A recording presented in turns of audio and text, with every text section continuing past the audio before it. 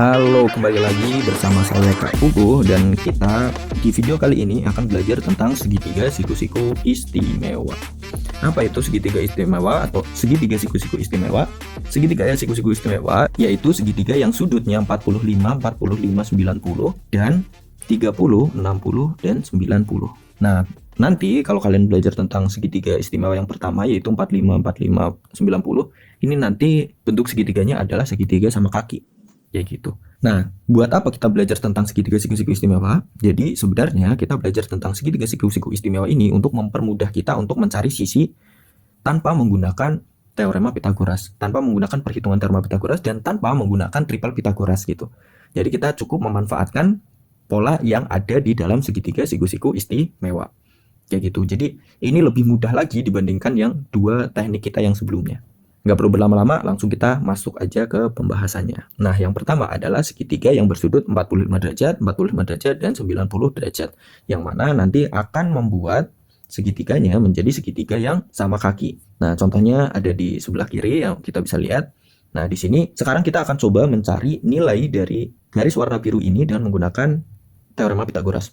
Nah, misalkan ini berarti A ya, karena ini di depan sudut A. A kuadrat berarti sama dengan 2 kuadrat ditambah 2 kuadrat, iya enggak? Dimana 2 kuadrat tambah 2 kuadrat berapa? 2 kali 2 kuadrat, ya. Sama aja kan? Nah, ini baru A kuadrat, berarti A-nya adalah akar dari 2 kali 2 kuadrat. Nah, kalian harus ingat, sifat akar, kalau di dalamnya adalah perkalian, maka bisa kita tulis sebagai akar 2 kalikan akar 2 kuadrat. Nah, berapa yang dipangkatkan 2 menjadi 2 kuadrat? Ya 2 gitu. Berarti ini 2 kalikan 2 atau 2 akar 2. Kalau kalian bingung dengan cara yang pertama, saya akan menghitung dengan menggunakan cara yang kedua yang mungkin akan lebih membuat kalian paham. Nah, kita bisa ngitungnya juga dengan cara yang kayak gini. Misal kita mau nyari A kuadrat ya, dimana sisinya yang lain B sama C-nya sama dengan 2. Berarti 2 kuadrat tambah 2 kuadrat. 2 kuadrat berapa? 4. Ini juga 4.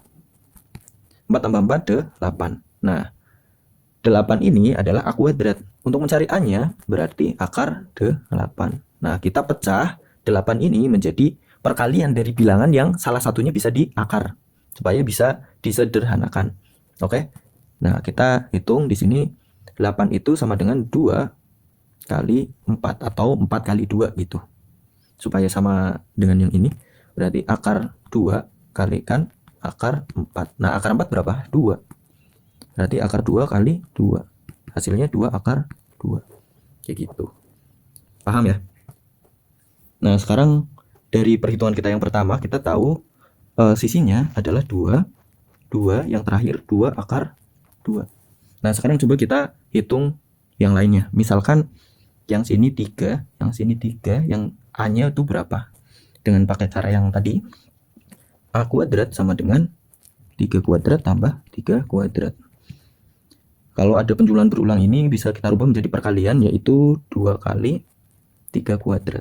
Nah, sekarang kita akarkan. A adalah akar dari 2 kali 3 kuadrat. Akar 2 kalikan akar 3 kuadrat. Nah, kalau ada kuadrat diakarkan bisa langsung keluar angkanya tanpa kita rubah menjadi 9. Dimana 9 nanti jadi 3 kayak gitu, nggak usah ya, langsung aja akar dari 3 kuadrat itu 3. Ini akar 2 ya, hasilnya adalah 3 akar 2. Nah, sekarang kita nemu nih pola lagi. Kalau ini 3, yang sini 3, yang sini 3 akar 2. Sudah nemu polanya, kita coba sekali lagi mungkin untuk memantapkan kalian apakah benar. Misalkan ini 4, yang sini 4 ya, berarti A kuadrat sama dengan 4 kuadrat tambah 4 kuadrat. A ditambah A kan berarti 2A ya. 4 kuadrat ditambah 4 kuadrat berarti ya 2 kali 4 kuadrat. Itu baru A kuadratnya. Nilai A sama dengan akar dari 2 kali 4 kuadrat. Akar 2 dikalikan akar 4 kuadrat. Akar 2 kalikan 4. 4 akar 2. Oke. Nah, sekarang kita udah menemukan nih ada 3 pola yang kita bisa ambil kesimpulan di sini. 4, yang terakhir 4 akar 2. Ya, jadi kesimpulannya adalah kalau sisinya adalah 2 dan 2, maka sisi miringnya 2 akar 2. Kalau sisinya 3 dan 3, sisi miringnya 3 akar 2. Kalau 4 dan 4, sisi miringnya adalah 4 akar 2. Artinya kalau sisinya adalah A dan A, karena sama kaki ya, berarti A, A. Yang terakhir adalah A akar 2. Gitu. Jadi kalau misalkan ada segitiga sama kaki, yang sini misal X, ini X, yang terakhir ini pasti X akar 2. Gitu. Paham ya? Nah, kalau menggunakan konsep perbandingan yang sudah kalian pelajari sebelumnya, kalian bisa lihat perbandingannya adalah 1 banding 1 banding akar 2 gitu. Nah, sebenarnya saya membuatkan satu program juga untuk memantapkan pemahaman kalian seperti ini. Di sini ada sebuah segitiga sama kaki.